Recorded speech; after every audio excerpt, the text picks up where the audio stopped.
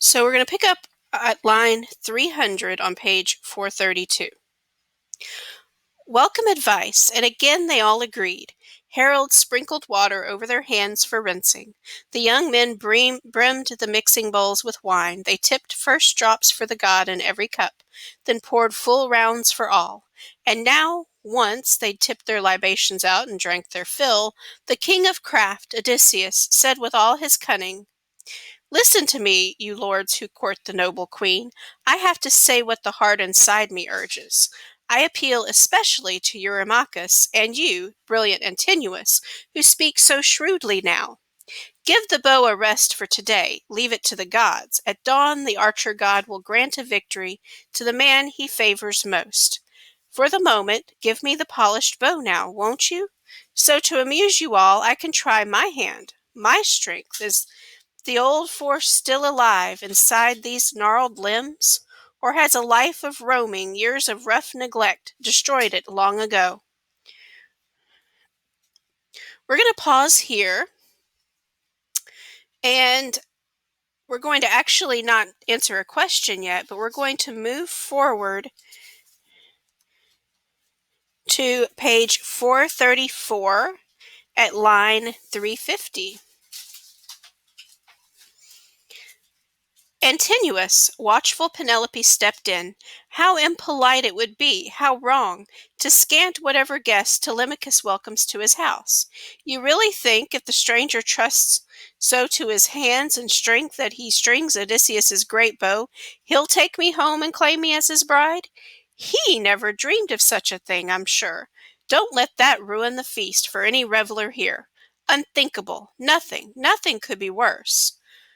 Polybus's son Eurymachus had an answer. "Wise Penelope, daughter of Icarius, do we really expect the man to wed you? Unthinkable, I know, but we do recoil at the talk of men and women. One of the island's meaner sort will mutter, 'Look at the riffraff courting a king's wife. Weaklings, look, they can't even string his bow.' But along came this beggar, drifting out of the blue, strung his bow with ease, and shot through all the axes. Gossip will fly. We'll hang our heads in shame." "Shame?" alert Penelope protested. "How can you any hope for any public fame at all? You who disgrace, devour a great man's house and home. Why hang your heads in shame over next to nothing? Our friend here is a strapping, well-built man, and claims to be the son of a noble father. Come, hand him the bow now. Let's just see. I'll tell you this, and I'll make good my word. If he strings the bow and Apollo grants him glory, I'll dress him in shirt and cloak and handsome clothes. I'll give him a good sharp lance to fight off men and dogs, give him a two-edged sword and sandals for his feet, and send him off wherever his heart desires." "Mother," poised Telemachus broke in now, "my father's bow. No Achaean on earth has more right than I to give it or withhold it as I please. Of all the lords in Ithaca's rocky heights, or the islands facing Elis grazed by horses, not a single one will force or thwart my will, even if I decide to give our guest this bow, a gift outright to carry off himself. So, mother, go back to your quarters, tend to your own task, the distaff and the loom, and keep the women working hard as well. As for the bow now, men will see to that, but I most of all. I hold the reins of power in this house." Astonished, she withdrew to her own room. She took to heart the clear good sense in what her son had said. Climbing up to the lofty chamber with her women, she fell to weeping for Odysseus, her beloved husband, till watchful Athena sealed her eyes with welcome sleep.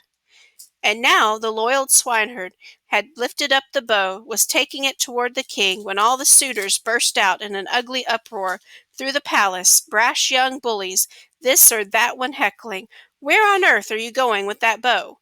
You grubby swineherd, are you crazy? The speedy dogs you reared will eat your corpse. Out there with your pigs, out in the cold, alone.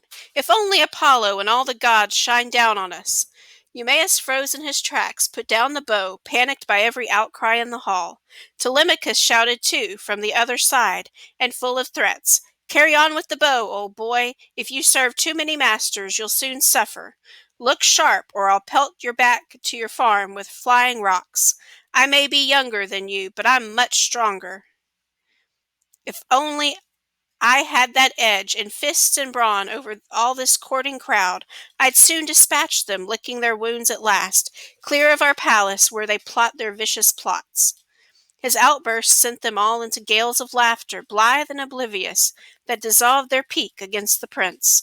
The swiner took the bow, carried it down the hall to his ready waiting king, and standing by him, placed it in his hands. Then he called the nurse aside and whispered, "Good Euryclea, Telemachus commands you now to lock the snugly fitted doors to your own rooms. If anyone hears from there the jolting blows and groans of men caught in our huge net, not one of you show your face, sit tight, keep to your weaving, not a sound." That silenced the old nurse. She barred the doors that led from the long hall. The coward quietly bounded out of the house to lock the gates of the high stockaded court. Under the portico lay a cable, ship's tough gear.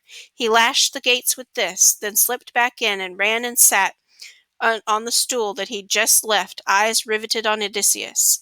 Now he held the bow in his own hands, turning it over tip to tip, testing it this way, that way, fearing worms had bored through the weapon's horn with the master gone abroad. A suitor would glance at his neighbor, jeering, taunting. "Look at our connoisseur of bows. Sly old fox. Maybe he's got bows like it stored in his house. That or he's bent on making one himself. Look how he twists and turns it in his hands. The clever tramp means trouble." "I wish him luck," some cocksure lord chimed in, "as good as his luck in bending back that weapon." So they mocked, but Odysseus, mastermind in action, once he'd handled the great bow and scanned every inch.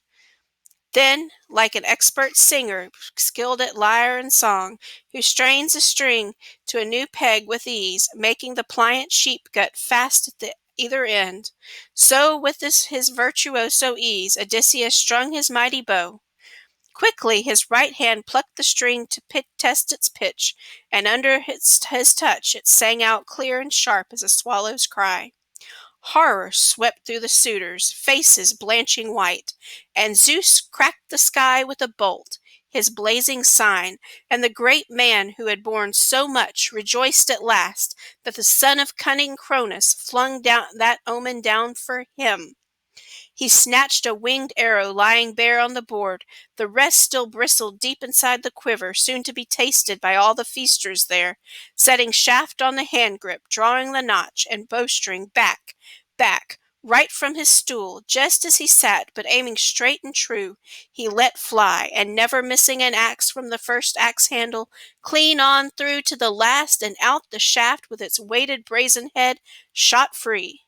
"Telemachus," Odysseus looked to his son and said, "your guest, sitting here in your house, has not disgraced you.